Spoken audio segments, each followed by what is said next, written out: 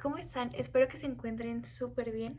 El día de hoy vamos a hacer el análisis del capítulo número 2 del libro de Filipenses. Espero que hayan disfrutado bastante el video del capítulo anterior, del capítulo 1. Y si no lo han visto, vayan a verlo para que tengan un poquito más de contexto antes de empezar con este capítulo. Espero que haya sido de bendición para sus vidas. Y pues vamos a seguir aprendiendo junto con lo que el apóstol Pablo nos está queriendo decir en esta carta a la iglesia de Filipos. Bueno, vamos a hablar en este capítulo sobre un tema muy importante que va dentro del gozo, porque el libro en general está hablando mucho sobre el tema del gozo, y el tema del que vamos a hablar es el tema de la humildad. Creo que es un tema del que no se habla tanto, o que pasamos desapercibido, o que no le damos la importancia que merece. Bueno, en este capítulo se menciona varias veces y muchas acciones que tienen que ver con la humildad. Por lo tanto, si nosotros queremos tener una vida llena de gozo, tenemos que tener una vida en total humildad, porque así, si tenemos humildad, podemos reconocer las cosas que tenemos gracias a Dios, y así podemos ser agradecidos y así tener gozo con todo lo que tenemos y las cosas por las que estemos pasando. Así que comencemos. Vamos a empezar con el versículo 1 y 2. En esos versículos nos está diciendo que en Dios, en Cristo, podemos encontrar consuelo y amor.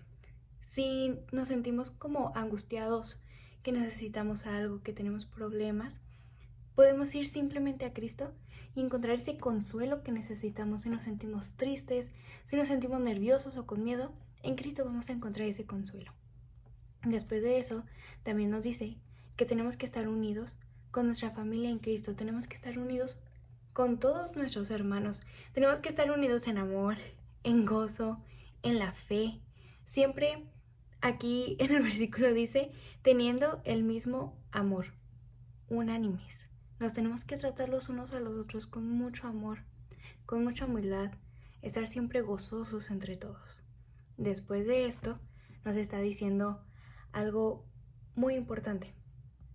Dice en el versículo 3, nada hagáis por contienda o por vanagloria, antes bien con humildad, estimando cada uno a los demás como superiores a él mismo. Te recomiendo que te aprendas este versículo de memoria, porque, wow, es muy importante. Y creo que es algo muy difícil, es algo que normalmente nosotros no hacemos. Dice, estimando cada uno a los demás como superiores a él mismo. Pienso yo, a mí me ha pasado y sé que a ti también te ha pasado que hay muchas veces que puedes pensar de que, es que yo soy mejor a los demás en esto. O es que yo sé más que los demás. A mí me sale mejor esto. Bueno, todo lo que hagamos, todo lo que estemos haciendo, ya sea en servicio a Dios, en la escuela, en el trabajo, en la casa, con nuestros amigos, todo lo que hagamos, tenemos que hacerlo con amor. No tenemos que hacerlo para pantallar a la gente, no lo tenemos que hacer para demostrar que yo soy mejor, para demostrar que yo sé más cosas, no. Lo tenemos que hacer para Dios y siempre tomando en cuenta que nosotros somos inferiores a los demás, que todos los demás son superiores a nosotros. Ese es un acto y realmente es lo que es la humildad. Considerar a los demás como mayores a mí mismo. Es bien difícil, realmente es muy difícil. Pero una vez que tengamos eso en mente, vamos a poder tener una vida en constante humildad, ser humildes todo el tiempo. También nos dice en el versículo 4, dice, no mirando cada uno por lo suyo propio, sino cada cual también por los de los otros. Eso también es parte de la humildad. Tenemos que dejar de ser egoístas, dejar de solo estar pensando en qué es lo mejor para mí, qué me va a beneficiar a mí, dejar de buscar el bien de uno mismo y más bien buscar el bien de los demás. Aunque a veces tengamos que sacrificar cosas para nosotros mismos, siempre tenemos que estar buscando el bien de las demás personas. Porque eso es parte de la humildad, dejar de ser egoístas y empezar a amar a los demás, empezar a buscar el bien de los demás. Entonces dice en el versículo 5 que esta humildad, que Pablo espera que esta humildad haya en todos los hijos de Dios. Entonces, después de esto, nos da el mayor ejemplo de humildad que ha habido en esta tierra, que fue Cristo, que vino a la tierra y se hizo hombre. Literalmente fue el mayor acto de humildad que ha habido en la vida, porque se hizo hombre, se humilló hasta lo más bajo, o sea, hacerse hombre. Y aparte de eso, murió por nosotros. Pero algo súper importante es que después de eso, en el versículo 9 dice, por lo cual Dios también le exaltó hasta lo sumo y le dio un nombre que es sobre todo nombre, para que en el nombre de Jesús se doble toda rodilla, de los que están en los cielos y en la tierra y debajo de la tierra, y toda lengua confiese que Jesucristo es el Señor, para gloria de Dios Padre. Después de que Jesús se humilló tanto, se humilló hasta convertirse en hombre y morir por nosotros, Dios lo exaltó hasta lo más alto. ¿Para qué? Para que todos podamos adorarle. Aquí dice, para que toda lengua confiese que Jesucristo es el Señor. Bueno, aquí un punto muy importante es que queremos, y aquí dice en la Biblia, que toda lengua confiese que Jesucristo es el Señor. Y este es como un paréntesis. ¿Cómo es que toda lengua va a confesar que Jesucristo es el Señor si no le estamos compartiendo el Evangelio a todas las personas? Aquí es como, está como, entre paréntesis por así decirlo, un mensaje de que tenemos que ir a predicarle el Evangelio a las demás personas, tenemos que hablarle de Cristo a los demás. ¿Para qué? Para que Jesús sea exaltado por lo que hizo por nosotros, porque murió por nosotros en la cruz. Después de esto, en el versículo 13 dice, porque Dios es el que en vosotros produce así el querer como el hacer por su buena voluntad. Aquí ya estamos cambiando un poquito de tema y nos está diciendo que Dios pone en nuestros corazones el querer hacer las cosas, el querer servir a Dios, el querer ayudar a los demás. No sé si te ha pasado que hay veces que tienes muchas como ansias o ganas o emoción de hacer algo por Dios, de servir en algo en la iglesia, de hacer un cambio, de ayudar a los demás. Bueno, esas ganas, emoción, ese querer, lo puso Dios en ti. Ahora, pregúntate, ¿qué vas a hacer con eso? No es simplemente que quieras, está en ti, está en tu decisión, que decidas qué hacer. ¿Vas a ponerte a servir en la iglesia? ¿Vas a tomar ese ministerio que has pensado por tantos meses en empezar? ¿Vas a empezar a hablarle de Cristo a tus amigos? ¿Vas a empezar a ayudar a los demás? ¿Vas a empezar a ayudar a los necesitados? ¿Vas a empezar a orar por tu familia? ¿Vas a empezar a leer más la Biblia? Bueno, eso que quieres hacer pero no te has puesto a hacerlo, hazlo ya. Esa es como la señal de que hazlo.